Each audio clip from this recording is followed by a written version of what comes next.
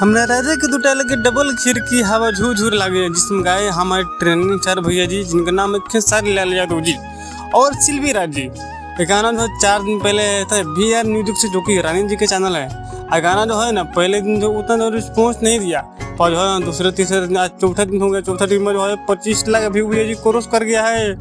1.5 lakh plus अब तक तो इसका जो है लाइक मिल चुका है भैया जी, 1.5 लाख प्लस।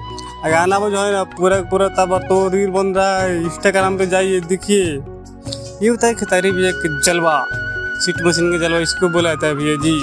और यहाँ पर जो एक चीज़ है जिससे कहीं ना कहीं खेसारी भैया का नाम और पहचान बनता है ना, कमर वाला स्टेप से। रानी जी का कमर और खेसारी भैया का कमर दोनों जो है ना पूरा जो है ना सेम टू सेम बैठता है भैया जी। इससे पहले भी गाना आया था संजय के बेला रोटी खैलू यार, वो गाना पूरा रिकॉर्ड हो तोड़ दिया था। पर जो इस भी गाना से उम्मीद लगा सकते, जब 4 दिन में गाना कहीं 25 लाख प्लस व्यू ला दिया, तो आने वाला दिनों में जो कहीं ना कहीं गाना है अच्छा रिकॉर्ड बना देगा।